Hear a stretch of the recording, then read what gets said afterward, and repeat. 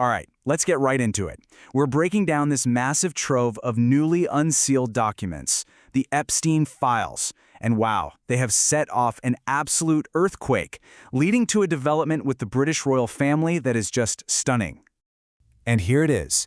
After years, and I mean years, of accusations swirling around him and his connection to Jeffrey Epstein, King Charles's own brother, Prince Andrew, he's been arrested. He's actually been taken into custody. But here's the twist, and it's a big one. It's not for the reason you might think.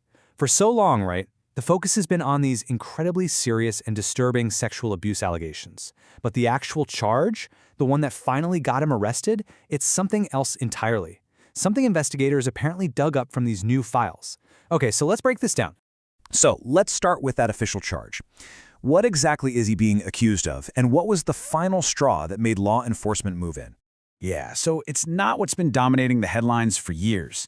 The official charge, the reason for the arrest, is misconduct in public office. And this all goes back to his time as the UK's special trade envoy. So, what was the catalyst for all this? Well, it was a huge document dump from the US Justice Department. And it looks like these files held the smoking gun, the key evidence that finally gave prosecutors exactly what they needed to move forward on this very specific charge. Okay, so let's connect the dots here. How do we get to a misconduct charge? Well, the files seem to show a pattern of Prince Andrew allegedly sharing sensitive official government secrets directly with a convicted sex offender, Jeffrey Epstein. You have to remember, for 10 years, a full decade, Andrew had this official government job, and in that role, he was absolutely privy to confidential information. We're talking state secrets, especially when he was on these overseas trade missions. And get this, buried in these files, investigators find emails sent straight to Jeffrey Epstein. And the sender? It's just labeled The Duke. Well, guess what Andrew's title was? The Duke of York. And we're not talking about just a friendly chat. One of these emails literally contained what was labeled a confidential brief. It spelled out investment opportunities in Helmand Province, an active war zone. This is the kind of information that should never have been shared outside of government channels. And just in case there was any doubt about who the Duke was, the emails were signed off with his full official royal title. No ambiguity there at all. But okay, this misconduct charge, that's really just the tip of the iceberg. What these files really do is paint a much, much wider and, honestly, a far more disturbing picture of his behavior. So we're moving way beyond just sharing state secrets now.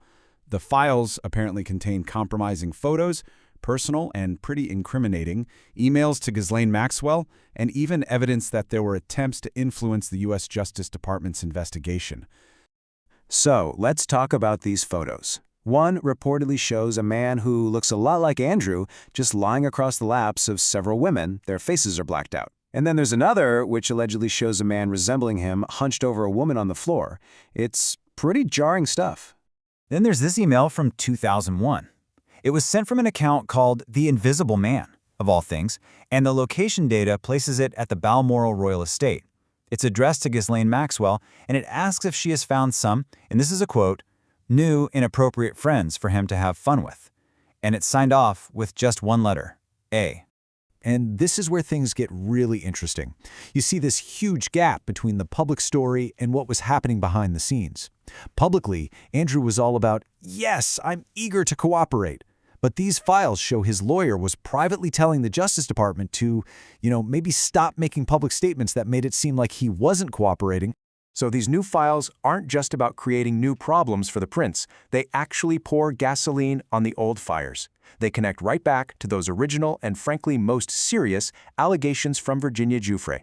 Because look what's inside this trove. An FBI report from 2011. It documents an interview with someone whose story is a mirror image of Virginia Giuffre's. It talks about an encounter in a London nightclub where Prince Andrew allegedly guessed the girl was 17 years old and then had sex with her. And you have to put that FBI report right next to his famous, disastrous BBC Newsnight interview. His absolute, total denial. When he looked into the camera and said about the allegations, it didn't happen. And then there's the photo. This might be one of the biggest bombshells. So Ghislaine Maxwell has always said, publicly, that the famous photo of Andrew and Virginia Giuffre is a fake, right? Well, in a draft statement found in these files, a statement she was apparently writing to Epstein about that night, she seems to confirm it's real. She just casually mentions, a picture was taken. Total contradiction. Okay, so an arrest has been made. All this evidence is now out in the open. The big question is, what now? What are the consequences, not just for Andrew, but for the entire royal family? Well, it's pretty clear the Crown saw this train coming down the tracks. I mean, even before this arrest, King Charles was already stripping his brother of his royal titles. He evicted him from his royal mansion. The arrest itself almost feels like the final nail in the coffin, the last decisive step in a process that was already well underway. So let's wrap this up. The official charge is misconduct in public office. But what these unsealed files really do is bring all those much more damaging sexual abuse allegations roaring back to life, and this time with what looks like corroborating evidence. This leaves the monarchy in an absolutely brutal position, facing a massive crisis of public trust and a future where you can bet the calls for accountability are only going to get louder and louder.